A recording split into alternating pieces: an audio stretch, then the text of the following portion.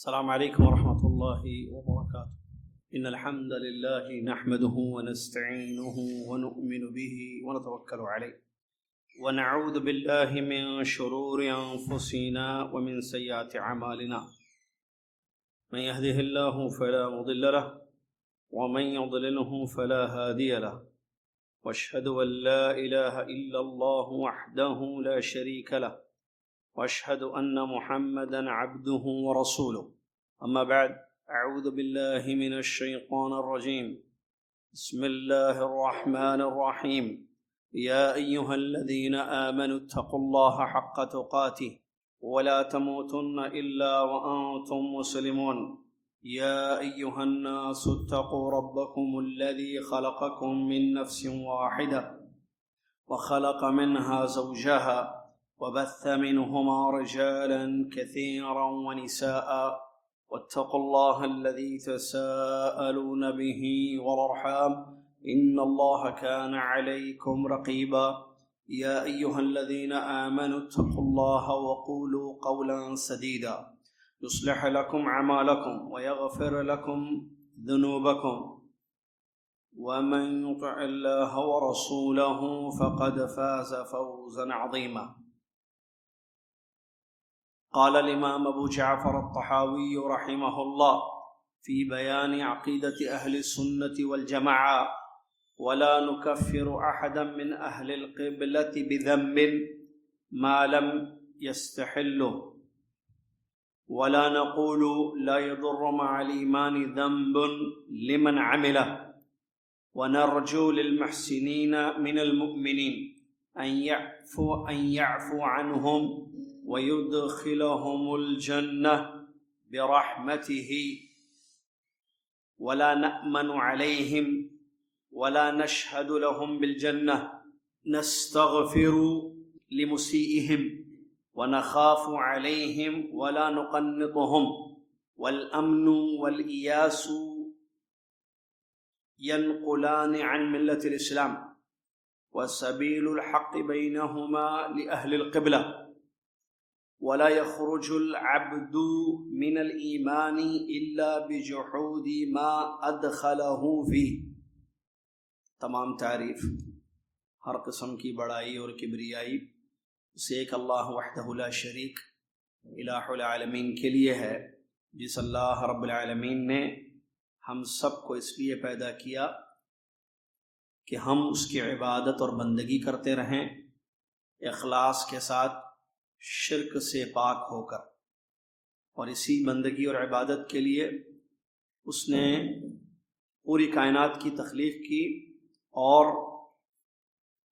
پیغمبروں کی بعثت فرمائی اور آسمان سے کتابوں کا نزول کیا تاکہ بندوں پر حجت قائم ہو سکے.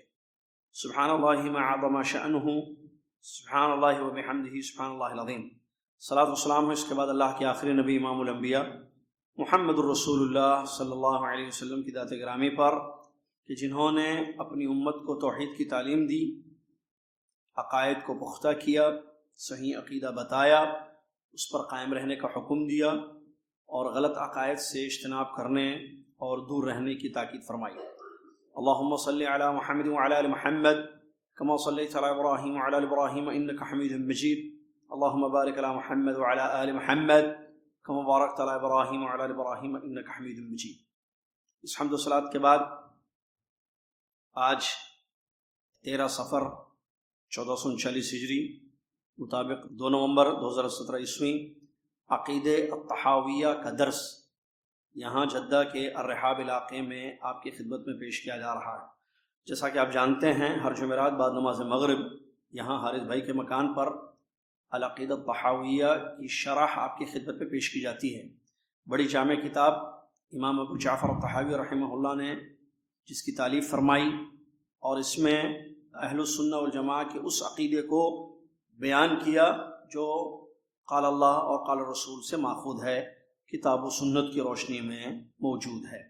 الحمدللہ بہت ساری باتیں ہم نے اس کتاب کے ذریعے اب تک پڑھ لیں، سلسلہ جاری ہے. اور پچھلے درس میں جو ہمارا درس ہوا تھا اس درس میں پوائنٹ نمبر 78 ہم نے پڑھا تھا پیج نمبر 21، صفحہ نمبر 21 میں ہم ہیں. پوائنٹ نمبر 78 79 کو ہم نے پڑھا تھا، اسی کو دوبارہ پڑھتے ہوئے ہم جو ہے چونکہ موضوع وہاں سے شروع ہے جو پوائنٹ نمبر 78 ہے 78، تو وہاں سے ہم پڑھیں گے انشاءاللہ. امام ابو جعفر الطحاوی رحمہ اللہ بیان فرماتے ہیں، توجہ باقی رکھیے، وقت کم ہے، باتیں بڑی اہم ہیں. اذان تک جیسا کہ معلوم ہے شاہ کی یہ درس چلتا ہے. امام ابو جعفر الطحاوی رحمہ اللہ بیان فرماتے ہیں عقیدے کو ذکر کرتے ہوئے جو اہل السنہ والجماعہ کا عقیدہ ہے، وَلَا نُكَفِّرُ أَحَدًا مِّنْ أَهْلِ الْقِبْلَةِ بِذَنبٍ مَا لَمْ يَسْتَحِلَّ، اور ہم اہل قبلہ میں سے کسی کو کافر نہیں سمجھتے کسی بھی گناہ کی وجہ سے. ہم اہل قبلہ میں سے کسی کو بھی کسی بھی گناہ کی وجہ سے کافر نہیں سمجھتے، کافر نہیں کہتے، جب تک کہ وہ اس گناہ کو حلال نہ سمجھے، جب تک کہ وہ اس گناہ کو حلال نہ سمجھے. وَلَا نَقُولُ لَا يَضُرُّ مَعَ الْإِيمَانِ ذَنبٌ لِمَنْ عَمِلَهُ، اور ہمارا یہ بھی عقیدہ ہے، ہم یہ بھی نہیں کہتے کہ اگر انسان کوئی گناہ کر لے تو اس کا ایمان پر اس کا کوئی نقصان نہیں ہوتا ہے، ہم ایسا بھی نہیں کہتے. آگے فرمایا وَنَرْجُو لِلْمُحْسِنِينَ مِنَ الْمُؤْمِنِينَ، مومنوں میں سے جو اچھے کام کرنے والے لوگ ہیں ہم امید کرتے ہیں ان لوگوں کے لیے. کس بات کی؟ کہ اللہ تعالیٰ ان کو درگزر کرے گا اور اللہ تعالیٰ اپنی رحمت سے ان کو جنت میں داخل کرے گا، لیکن ہم اس کا یقین نہیں کرتے. امید کرتے ہیں لیکن ہم جزم نہیں کرتے، یقینی طور پر یہ نہیں کہتے کہ یہ جنت میں داخل ہوں گے. وَلَا نَشْهَدُ لَهُم بِالْجَنَّةِ، اور ہم ان کے لیے جنت کی گواہی بھی نہیں دیتے، نہ گارنٹی دیتے ہیں نہ گواہی دیتے ہیں. وَنَسْتَغْفِرُ لِمُسِيئِهِمْ، اور مومنوں میں سے جو گنہگار ہیں ہم ان کے لیے بخشش کی دعا کرتے ہیں، ہم ان کے لیے بخشش مغفرت کی دعا کرتے ہیں. وَنَخَافُ عَلَيْهِمْ، اور ان پر ڈرتے ہیں، اللہ کی پکڑ سے ڈرتے ہیں. وَلَا نُقَنِّطُهُمْ، اور ہم ان کو مایوس نہیں کرتے، ہم ان کو مایوس نہیں کرتے. وَالْأَمْنُ وَالْإِيَاسُ يَنْقُلَانِ عَنْ مِلَّةِ الْإِسْلَامِ، اللہ کی پکڑ سے بے خوف ہونا، اللہ کی رحمت سے نا امید ہونا، یہ ایسی چیزیں ہیں جو انسان کو ملت اسلامیہ سے ختم کر دیتی ہے. وَسَبِيلُ الْحَقِّ بَيْنَهُمَا لِأَهْلِ الْقِبْلَةِ، ان دونوں کے درمیان حق کا راستہ اہل قبلہ والوں کے لیے ہے. وَلَا يَخْرُجُ الْعَبْدُ مِنَ الْإِيمَانِ إِلَّا بِجُحُودِ مَا أَدْخَلَهُ فِيهِ، اور بندہ ایمان سے اس وقت تک خارج نہیں ہوتا جب تک کہ اس چیز کا انکار کر دے جس چیز سے وہ داخل ہوا ہے. بندہ ایمان سے اس وقت تک خارج نہیں ہوتا جب تک کہ اس چیز کا انکار کر دے جس سے وہ داخل ہوا ہے ایمان میں. آج یہ عبارت تھی ابھی جس کا ترجمہ آپ نے سنا امام ابو جعفر الطحاوی رحمہ اللہ کی. بڑا اہم موضوع ہے. ہم نے کچھ چیزیں پڑھی تھی اس کی شروع میں کہ تکفیر کا مسئلہ یہاں بتایا گیا ہے. تکفیر اس پر بات ہو چکی ہے پچھلے دروس میں، اور مثالوں سے دلیلوں سے بہت ساری باتیں ہم نے بیان کی. عقیدہ ہمارا یہ ہے کہ گناہوں سے کسی کو کافر نہیں کہتے. کوئی بڑا گناہ کر لے تو ہم اس گناہ کو دیکھ کر، مسلمان کوئی گناہ کرے، اہل قبلہ یعنی مسلمان جو لوگ نماز پڑھتے ہیں، قبلہ والے لوگ ہیں، ہمارے بھائی ہیں، دینی اسلامی بھائی ہیں، وہ اگر کوئی گناہ کر لیں تو ہم اس گناہ کی وجہ سے ان کو کافر نہیں کہتے. یہ بڑا اہم عقیدہ ہے، بڑا اہم مسئلہ ہے. یہ اسلام میں کسی کو داخل کرنا بہت آسان ہے. اس کو آپ شہادتیں سمجھا دیجئے، ایمان کا مطلب سمجھا دیجئے، کلمہ پڑھا دیجئے، وہ ایمان لا لے گا، داخل ہو جائے گا، مسلمان ہو جائے گا. اب جب داخل ہو گیا اسلام میں، مومن بن گیا، مسلمان بن گیا، اب اس کے گناہوں کی وجہ سے وہ کوئی گناہوں کا ارتکاب کرتا ہے، کوئی حرام کام کرتا ہے، اس کے گناہ کی وجہ سے اس کو خارج کرنا ایمان سے، اس کو یہ بولنا کہ تم اب ایمان والے نہیں ہو، تم کافر ہو گئے ہو، یہ بڑا خطرناک مسئلہ ہے. بہرحال یہاں اس عبارت میں جو مصنف رحمۃ اللہ علیہ کی ہے کہ ہم اہل قبلہ میں سے یعنی مسلمانوں کو گناہوں سے کافر نہیں کہتے، اس میں جب تک کہ اس کو حلال نہ سمجھے، کس کو؟ اس گناہ کو۔ تو اس میں ہم نے بتایا تھا پچھلے درس میں رد ہے کس پر؟ کن لوگوں پر؟ خوارج پر۔ شاباش، خوارج پر انعام نہیں ہے شاید، خوارج پر رد ہے، اس میں خوارج پر رد ہے۔ کیوں؟ کیونکہ خوارج یہ کہتے ہیں، پڑھا تھا ہم نے، کہ ایمان لانے کے بعد انسان ایک بھی بڑا گناہ کر لے تو وہ دائرے اسلام سے خارج ہو جاتا ہے، دائرے اسلام سے خارج ہو جاتا ہے۔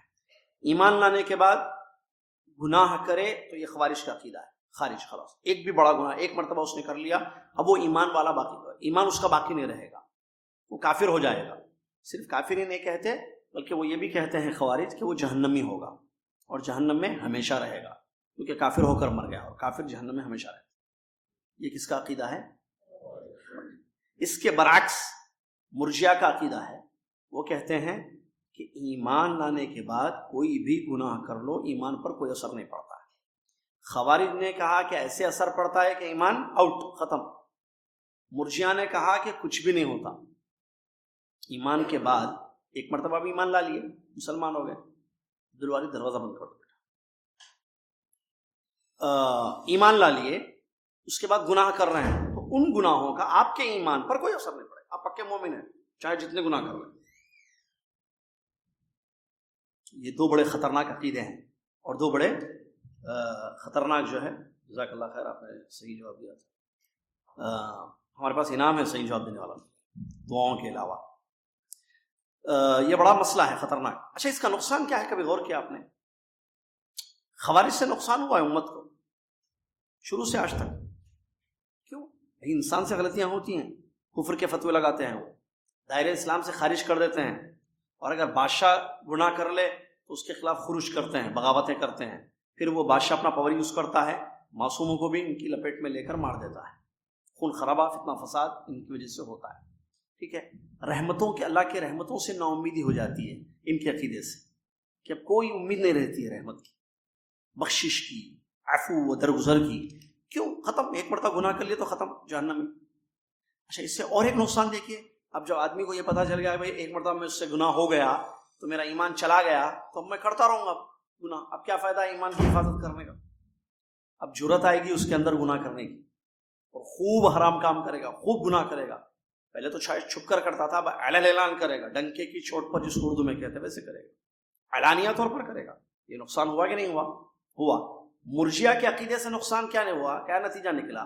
مرجیہ کا کیا عقیدہ کہ آپ اگر ایمان لائے اس کے بعد کچھ بھی کر لو گناہ، کچھ بھی نہیں ہوتا، تو اس سے آپ گنہگاروں کو ہمت دلا رہے ہیں۔ اس عقیدے کا نقصان کیا ہے کہ گنہگاروں کو ہمت مل رہی، اچھا ایمان لانے کے بعد کچھ بھی کرو، مرڈر کرو، شراب پیو، مارو، حرام کام جتنے چاہے کرو، کچھ بھی نہیں ہوتا، ایمان پر اثر نہیں پڑتا، تو اس کا مطلب اس کے اندر ہمت پیدا ہو رہی ہے اس غلط عقیدے کی وجہ سے، اور وہ اللہ سے دور ہو کر شیطان کے قریب ہو جائے گا اور خوب گناہ کرے گا۔ کیوں؟ ایمان تو میرا وہی ہے نا،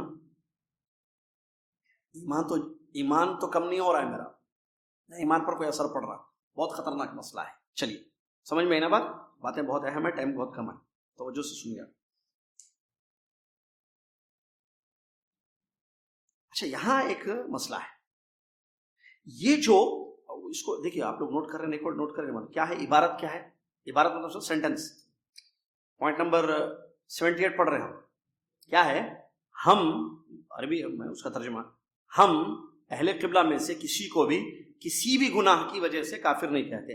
یہ عبارت اہل علم نے اس پر کلام کیا، شاید بات آئی تھی، یہ دقیق نہیں ہے، یہ ایسا نہیں ہونا چاہیے، کیونکہ اس کا کیا مطلب ہے؟ دیکھیں، مصنف رحمۃ اللہ علیہ کا کیا مقصد تھا، یہ ہم ظاہر کی بات کرتے تو علماء نے ظاہر پر حکم لگایا، کہا کہ اس عبارت میں دقت نہیں ہے، یہ عبارت جو ہے اس کا مطلب یہ ہوگا کہ کوئی بھی گناہ کرے انسان، ہم اس کو کافر نہیں کہتے، جبکہ ایسا نہیں ہے نا۔ کیا کوئی بھی گناہ کرو تو کافر نہیں ہوگا انسان؟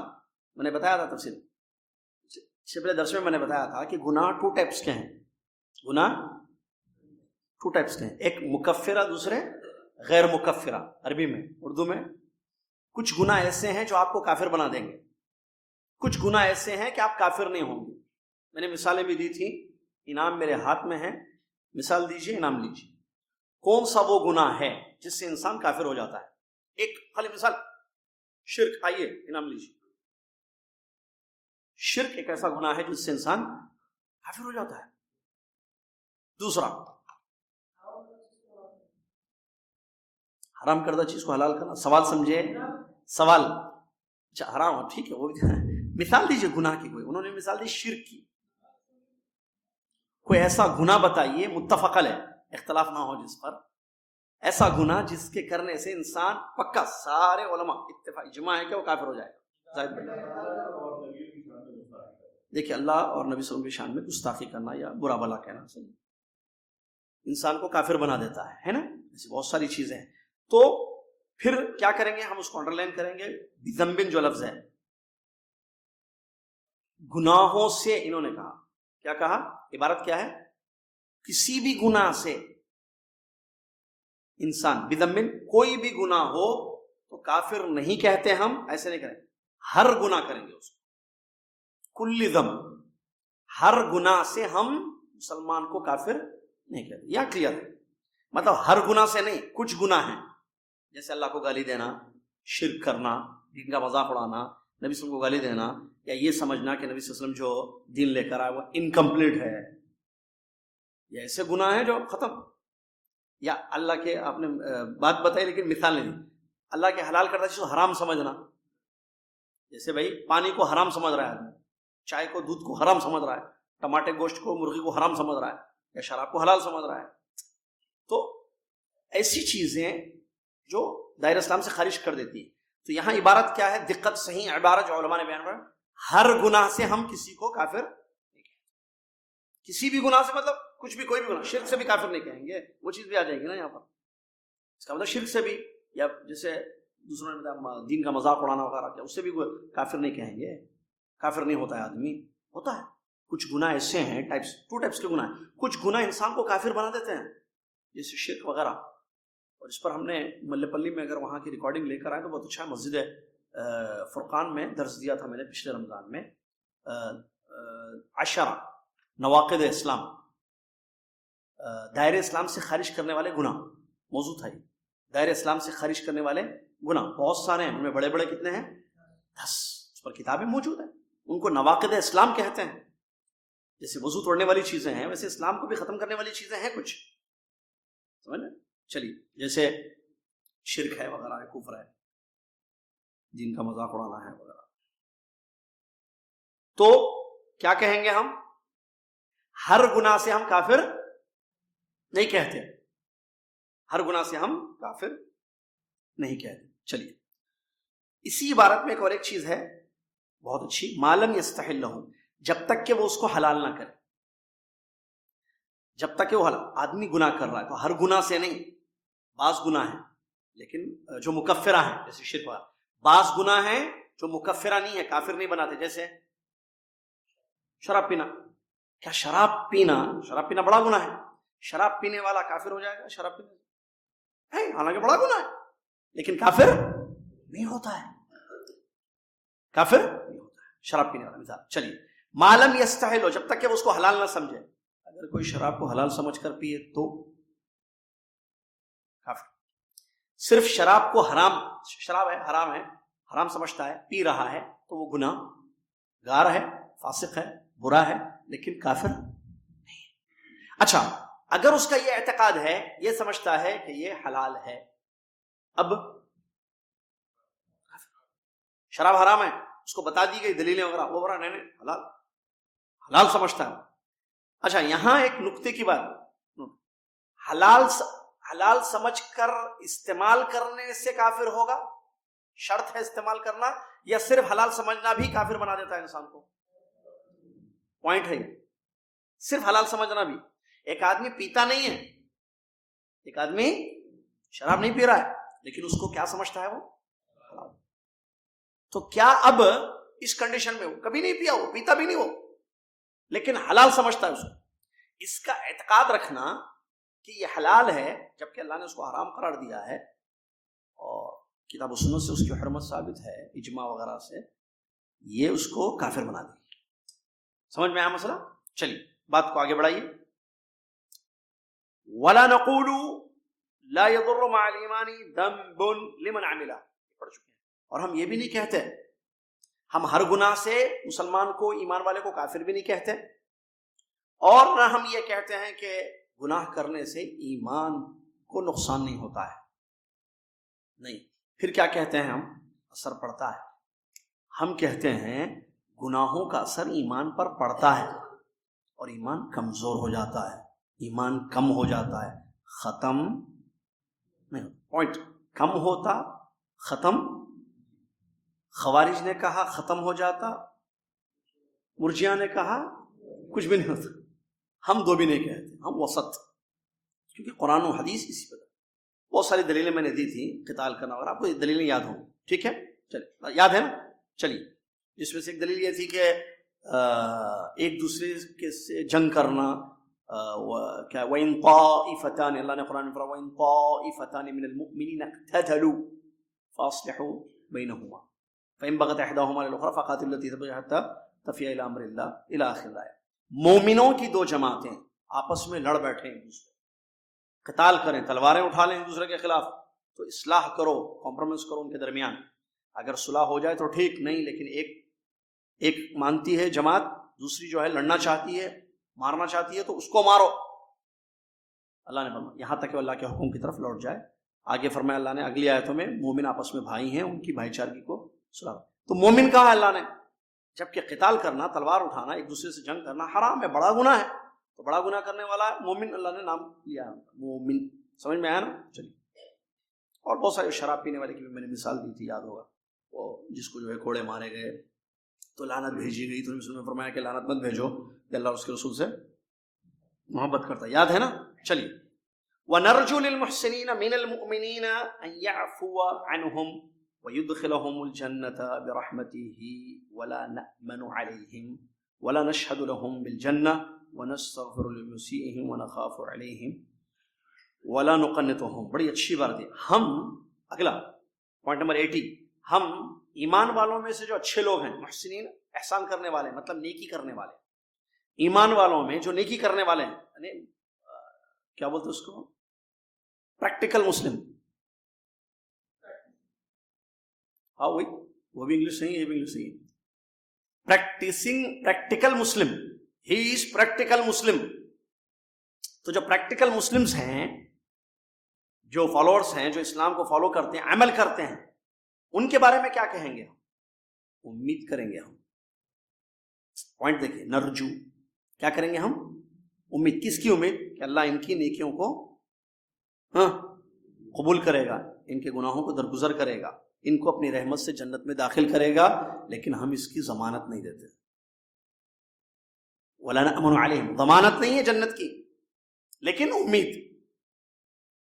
اللہ کی رحمت ہوگی بھائی، کیونکہ نیک آدمی ہیں، اچھا کام کر رہے ہیں، تو اللہ تعالیٰ ان کے اچھے کام کو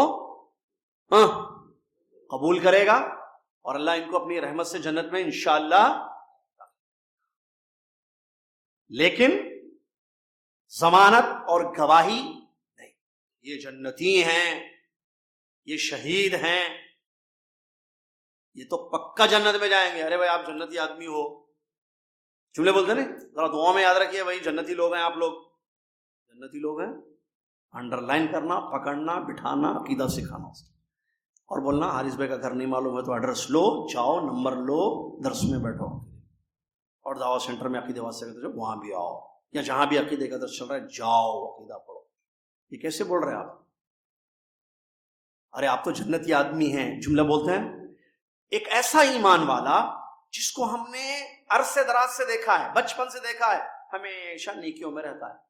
جس کو جملہ بولتے ہیں نا اردو میں، وہ غلط نہیں ہے جملہ، اللہ والا آدمی بولتے ہیں نا، اللہ والا آدمی، بڑا نیک آدمی، بڑی نیک خاتون ہے، بڑی اللہ والی بچی ہے، تو اللہ والی ہے، رائٹ، جنتی نہیں ہے.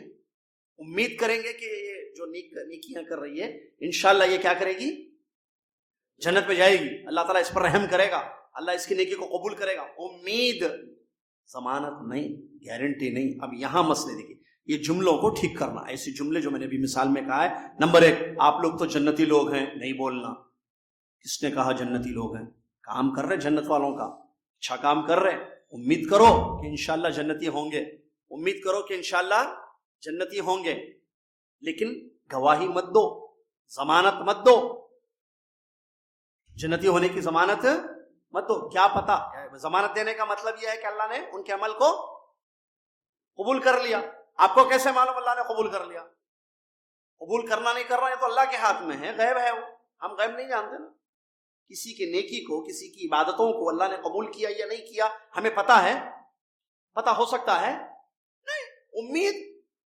امید صرف امید، ہم نا امید نہیں ہوں گے، ہم امید کریں گے انشاءاللہ۔ تو ہم تزکیہ نہیں کریں گے کسی کا، اللہ نے قرآن میں اس سے منع کیا ہے، فلا تزکوا انفسکم، کیا ہے آیت؟ فلا تزکوا انفسکم هو اعلم بمن اتقى، تم اپنے نفسوں کو پاک مت سمجھو، اپنے نفسوں کا تزکیہ مت کرو، اللہ خوب جانتا ہے کون اس سے ڈرتا ہے۔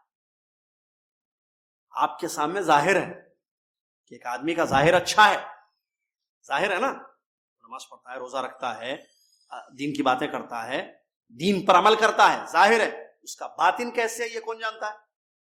تو ہم ظاہر پر حکم لگائیں گے اور کہیں گے میری نظر میں، ہماری نظر میں یہ اچھے ہیں، اللہ بہتر جانتا ہے۔ اسی لیے سلف کیا کہتے تھے؟ نحسن الظن بی ولا نزکی علی اللہ احدا، ہم اچھا گمان کرتے ہیں، ہم اچھا سمجھتے ہیں ان کو، لیکن ہم تزکیہ نہیں کرتے ان کا، گارنٹی نہیں کرتے کہ اچھے ہی ہیں، ضمانت دینا، گارنٹی دینا یہ نہیں ہو سکتا ہے۔ اس کی ایک مثال میں نوٹ کر کے لایا ہوں آپ کے لیے۔ صحابہ، دیکھیے واقعہ سنیے، بہت ساری دلیلیں ہیں، مثال وقت کی قلت ہے ہمارے پاس، اسی لیے ایک مثال کافی ہے انشاءاللہ۔ ایک جنگ ہو رہی تھی اسلام اور کفر کے درمیان، تو صحابہ رضی اللہ عنہ مجمعین نے ایک شخص کو دیکھا جو بڑی دلیری کے ساتھ، بڑے جذبے کے ساتھ اللہ کے راستے میں لڑتا جا رہا، قتال کر رہا تھا اہل کفر سے، اور تکلیف کو برداشت کرتے ہوئے اللہ کے راستے میں وہ لڑ رہا تھا۔ بہرحال جب دیکھا بہادری کو، دلیری کو اور اس کے حسن عمل کو، تو صحابہ نے کہا ہوا من اہل الجنہ، یہ جنتی ہے۔ کیا فرمایا؟ جنتی ہے۔ پیارے نبی صلی اللہ علیہ وسلم نے جب یہ بات سنی، آپ علیہ السلام نے فرمایا وہ جہنمی ہے۔ کیا فرمایا؟ وہ جہنم۔ صحابہ نے کیا فرمایا؟ جنتی۔ نبی صلی اللہ علیہ وسلم نے کیا فرمایا؟ ایسے کیسے؟ ایک آدمی کو لوگ کہہ رہے ہیں جنتی اور نبی علیہ الصلوۃ والسلام فرما رہے ہیں وہ جہنمی ہے۔ وحی نبی پر آتی ہے، لوگوں کی طرف، لوگوں کے پاس نہیں آتی۔ غیب کی باتیں اللہ تعالیٰ اپنے پیغمبروں میں سے جس کو چاہے وحی کے ذریعے بتاتا ہے تو معلوم ہوتا ہے، پھر وہ غیب نہیں رہتی چیز۔ بہرحال اب صحابہ کو، اب صحابہ اس کے پیچھے رہے۔ پیارے نبی صلی اللہ علیہ وسلم نے فرمایا کہ یہ جہنمی ہے، دوزخی ہے، دیکھیے کیا کرتا ہے، دیکھیے، ٹھیک ہے، چیک کیے، فالو کیے، دیکھیے۔ تو لڑتے لڑتے لڑتے، کیونکہ لڑائی میں زخم بھی لگتے ہیں، وہ زمانے کی لڑائی، یعنی آپریٹ کر کے گھر میں بیٹھنا چھڑیاں پہن کے، ایسا نہیں، ڈر کے سامنے ہو، سامنے نہیں جا سکتے، یہاں سے ڈال دو، کون ڈالا نہیں معلوم، وہ ادھر جانا تھا، غلطی سے ہتھیار یہ کنٹری میں گر گئے، وہ ہم کو آگے بھیجنا تھا، ایسا الو بیوقوف بناتے ہیں دنیا والوں، سمجھ آ رہا؟ تو زخمی ہوئے، وہ شخص زخمی ہوا بہت زیادہ، مار لگے تلوار کے، بتانے تیر کے۔ تو وہ جو زخم، جسم جب چھلی اور زخمی ہو گیا، اپنی تکلیف کو، زخم کو برداشت نہیں کر پایا، وہ شخص نیزہ رکھا، زمین میں گاڑا اور اپنے جسم کو اس پر رکھ کے دبا دیا، سوسائڈ، خودکشی، آتم ہتیا، اپنی جان لے لی اس نے۔ یہ دیکھ کر صحابی جو اس کے پیچھے تھے آئے اللہ کے نبی صلی اللہ علیہ وسلم کے پاس اور فرمایا اشہد انک رسول اللہ، میں گواہی دیتا ہوں کہ آپ اللہ کے رسول ہیں۔ پہلے بھی مانتے تھے لیکن بتایا۔ اب دیکھیے یہاں کیا ہوا، جنتی کہا تھا، جبکہ اس کا وہ عمل جو تھا جنت والوں کا عمل ہے، لیکن خاتمہ ہوا کیسے؟ خودکشی پر، اور خودکشی سے انسان جہنم میں جاتا ہے، جیسا کہ اس سلسلے میں بہت ساری حدیثیں آئی ہیں۔ آدمی جیسے اپنے آپ کو مار لے گا ویسے ہی اس کو سزا جہنم میں دی جائے گی، تلوار سے جلا لیا، اونچائی سے گر گیا یا زہر کھا لیا تو وہی چیز اس کے ہاتھ میں ہوگی، وہی کرتا رہے گا ہمیشہ، یہ عذاب ہوگا اس کا جہنم میں، جیسا کہ اس سلسلے میں صحیح حدیث وارد ہوئی ہے۔ معلوم کیا ہوا، ہم کسی کے ظاہر کو دیکھ کر جنتی یا جنتی نہیں کہہ سکتے، امید کریں گے کہ اللہ تعالیٰ اس کے عمل کو قبول کرے گا. واقعہ سمجھ میں آیا نا؟ تو اس سے جب ہم نہیں کہہ سکتے ہیں، جب ہمیں نہیں پتا غیب کیا ہے، اس کا انجام کیا ہوگا، اس کا عمل اللہ تعالیٰ قبول کرے گا نہیں کرے گا، لہٰذا ہم جو ہے پھر اس کے بارے میں گارنٹی نہیں دیں گے، شہادت نہیں دیں گے کہ یہ جنتی ہے. سمجھ میں آیا؟ اچھا، یہ تو عام بات ہے نا، یہ جی عام بات ہے. اگر کتاب و سنت کی روشنی میں کسی کو جنتی بتایا گیا، قرآن میں اللہ تعالیٰ نے کلام اللہ میں جنتی کہا، یا اللہ کے نبی صلی اللہ علیہ وسلم نے حدیثوں میں نام لے کر جنتی کہا، پرٹیکولر تعین کی، تو کیا ہم ان کو سمجھیں گے یا ان کو بھی نہیں سمجھیں گے؟ وہاں تو سمجھیں گے. صحابہ کے بارے میں ہے، صحابہ مہاجر اور انصار کے بارے میں اللہ تعالیٰ نے قرآن میں فرمایا کہ وہ جنت میں جائیں گے، رضی اللہ عنہ ورضوا عنہ، وعد لهم جنات تجری، وعد لهم جنات تجری تحتها الانہار خالدین فیہا. اللہ کہہ رہا ہے جنت میں جائیں گے، ہمیشہ رہیں گے، اللہ راضی ہوگا ان سے، یہ بڑی کامیابی ہے، کامیاب لوگ ہیں. یہ ساری باتیں اللہ تعالیٰ نے اپنے کلام میں بیان کی ہیں. تو اللہ نے جب بتا دیا تو ہم بھی ایمان لائیں. مہاجر جنتی ہیں، انصار بھی جنتی ہیں. نبی علیہ السلام نے بھی پرٹیکولر نام لے کر بعض لوگوں کو بتایا. عشرہ مبشرہ ہیں، جانتے ہیں آپ، 10 صحابہ. اسی طریقے سے جو ہے عکاشہ بن محصن رضی اللہ عنہ، نبی صلی اللہ علیہ وسلم نے فرمایا کہ تم جنتی ہو. تو ایسے نام لے کر اللہ کے نبی نے جن کو جنتی قرار دیا ہے، ہم ان کے جنتی ہونے میں کوئی شک نہیں کریں گے. سمجھ میں آیا نا؟ سمجھ میں آیا؟ چلیے اس کے بعد یہاں ایک بات، ایک سلف کا ایک قول بھی ہے، وہ یہ ہے الحی لا یؤمن علیہ الفتنہ.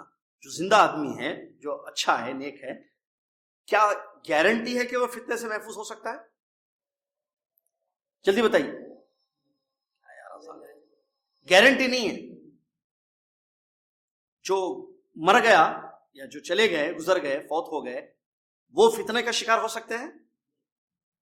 اسی سلف کہتے ہیں جو اچھے لوگ گزر گئے ہیں تم ان کی اتباع کرو. جو سلف گزر چکے ہیں، زندوں کی گارنٹی نہیں کہ وہ فتنوں سے محفوظ رہیں گے. وہ بچ گئے، ان کے بچنے کی ضمانت نہیں ہے، امید ہے. تو جب فتنے سے محفوظ ہونے کی گارنٹی نہیں ہے تو ہم ان کی نیکی کو یہ کیسے گارنٹی کے ساتھ کہہ سکتے ہیں کہ اللہ نے قبول کر لیا ہے اور وہ جنت میں جائیں گے پکا؟ لہٰذا ہم ایسے نہیں بولیں گے. ٹھیک ہے، چلیے. کیا کسی کو شہید کہہ سکتے ہیں؟ مطلب فلاں شہید، یا نام کے آگے الشہید رحمۃ اللہ علیہ لکھتے ہیں، خالد شہید رحمۃ اللہ علیہ، محمد شہید رحمۃ اللہ علیہ، کوئی بھی نام سمجھیے، معین الدین شہید رحمۃ اللہ علیہ، شہید رحمۃ اللہ علیہ، شہید رحمۃ اللہ علیہ، اللہ ان پر رحم فرمائے، دعا ہے، صحیح ہے. شہید نہیں کہہ سکتے. امام بخاری رحمۃ اللہ، کیونکہ آپ شہید کا مطلب آپ ضمانت دیں، اور شہید جنت میں جاتا ہے، تو آپ شہید نہیں بول سکتے ہیں. امید کریں گے انشاءاللہ یہ شہید ہیں، انشاءاللہ اللہ نے ان کی شہادت کو قبول کیا ہوگا، انشاءاللہ اللہ ان کی شہادت قبول کرے گا، انشاءاللہ ان کے ساتھ خیر ہوگا. یہ امید، لیکن ضمانت نہیں. امام بخاری رحمۃ اللہ علیہ نے باب باندھا، باب لا یقال فلان شہید، باب اس بیان میں کہ یہ نہیں کہا جائے گا کہ فلاں شہید ہے. ٹھیک ہے، چلیے.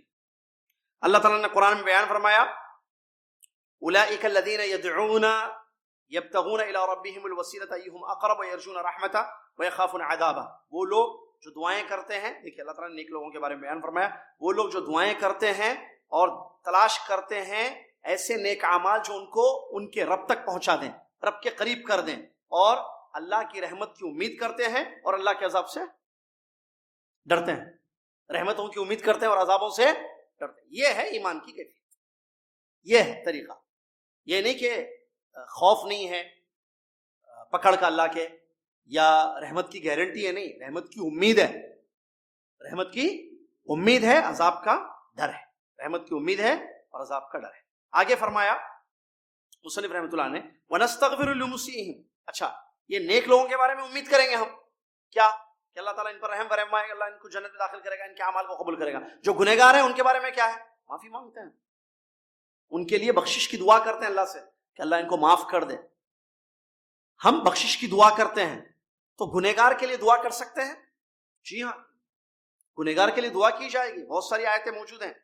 ٹھیک ہے، اللہ تعالیٰ نے فرمایا فَاعْلَمْ أَنَّهُ لَا إِلَهَ إِلَّا اللَّهُ وَاسْتَغْفِرْ لِذَنبِكَ وَلِلْمُؤْمِنِينَ. جان لیجیے جان لو یا جان لیجئے، علم حاصل کیجئے کہ اللہ کے سوا کوئی سچا معبود نہیں ہے، اور اپنے گناہوں سے معافی مانگیے اور ایمان والوں کے لیے معافی مانگیے۔ اللہ تعالیٰ کہہ رہا ہے اپنے گناہوں سے معافی مانگیے، ایمان والوں کے لیے بھی آپ کیا کیجئے؟ مغفرت کی دعا کیجئے۔ ایک آیت، دوسری آیت والذین جاءوا من بعدهم یقولون ربنا اغفر لنا ولاخواننا الذین سبقونا بالایمان ولا تجعل فی قلوبنا غلا للذین آمنوا۔ بڑی زبردست آیت۔ اللہ نے فرمایا وہ لوگ جو بعد میں آئے ان کے، یعنی پہلے ایمان والے گزر گئے، اس کے بعد دوسرے ایمان والے آئے، ان کے بعد نسل خلف آئے، سلف کے خلف آئے، تو یہ خلف اپنے سلف جو گزر چکے ہیں ان کے بارے میں کیا کہتے ہیں؟ ربنا، اے ہمارے رب، اغفر لنا، ہم کو معاف کر دے۔ جو بعد میں لوگ آئے کیا کرتے ہیں؟ اللہ سے مغفرت کی دعا کرتے ہیں، اللہ ہم کو بخش دے اور ہمارے ان بھائیوں کو بخش دے جو ہم سے پہلے ایمان لے آئے، اور ہمارے دلوں میں ان کے بارے میں کوئی کینہ کپٹ نہ رکھ، ہمارے دلوں کو صاف رکھ اپنے گزرے ہوئے بھائیوں اور بہنوں کے۔ تو یہاں اس میں تو مغفرت کر، غلطیاں ہوئی ہوں گی ان سے، انسان سے غلطیاں ہوئی تو ہم مغفرت کریں گے، مغفرت طلب کریں گے اللہ سے، ہم معافی مانگیں گے اللہ سے، اللہ ان کو بخش دے، اللہ ان کو معاف کر دے۔ یہ دوسری آیت ہے۔ ایسی بہت ساری آیتیں ہیں۔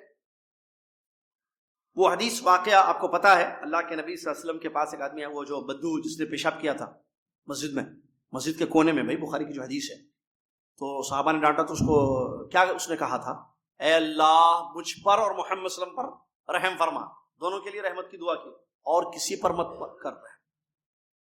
اے اللہ مجھ پر اور نبی محمد صلی اللہ علیہ وسلم پر رحم کر اور کسی پر مت کر، کیونکہ لوگ ڈانٹے اس کو پیشاب کرتا تھا، اور نبی صلی اللہ علیہ وسلم نے سمجھایا پیار سے، تو اس کا اثر ہوا، اور ان کے لیے انہوں نے کہا نہیں اللہ کسی کو مت کر، معاف، ہم دونوں کو رحم کر بس۔ تو نبی صلی اللہ علیہ وسلم نے کیا فرمایا وہاں؟ لقد حجرت واسعا، اللہ کی رحمت وسیع ہے، تم نے اس کو تنگ کر دیا ہے، اللہ سب پر رحم کرتا ہے، تم یہ مت کہو کہ ہم دونوں پر کریں، اللہ سب پر رحم۔ تو نبی صلی اللہ علیہ وسلم کے سامنے دعا دی اس نے، رحمت کی، آپ نے قبول کیا، تو اس کا مطلب دعائیں کی جائیں گی، دعائیں کی جائیں گی، ٹھیک ہے، دعائیں کی جائیں گی۔ طبرانی کی ایک روایت ہے جو حسن سند ہے، جس میں یہ بات آئی ہے کہ اگر کوئی اپنے مسلمان بھائیوں اور بہنوں کے لیے مغفرت کی دعا کرتا ہے، جیسے آپ یہ دعا کریں اللہم اے اللہ مجھ کو معاف کر دے، میرے والدین کو معاف کر دے، اور تمام مسلمان بھائیوں اور بہنوں کو معاف کر دے، آپ نے دعا کی، تو جتنے مسلمان بھائی، اب مسلمان کتنے ہیں دنیا میں؟ ملائی ہیں، جو گزر چکے ہیں وہ بھی، جو موجود ہیں، سب کے لیے آپ نے دعا کی۔ تو طبرانی کی ایک حسن سند کی حدیث ہے، نبی صلی اللہ علیہ وسلم نے فرمایا آدمی جب اپنے مسلمان بھائیوں اور بہنوں کے لیے دعا کرتا ہے تو ہر ایک کے بدلے ایک نیکی ملتی ہے اس کو۔ کتنے کروڑوں ہوں گے نا اب تک، سب کے بدلے ایک ایک نیکی اس کو ملتی ہے۔ ایک واقعہ بھی چھوٹا میں بیان کر دوں، بات ختم ہو رہی ہے انشاءاللہ۔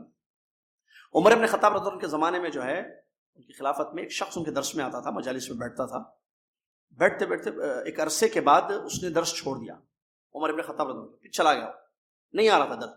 تو عمر بن خطاب رضی اللہ عنہ نے پتہ کیا کہ کیا بات ہے کہ فلاں شخص نظر نہیں آ رہا ہے، جو ہمارے پاس بیٹھتا تھا پہلے، آتا تھا ہمارے پاس، اب کیوں نہیں آ رہا ہے؟ تو خبر دی گئی کہ نہیں، اس نے شراب پینا شروع کر دیا ہے، اس نے شراب پینا شروع کر دیا ہے۔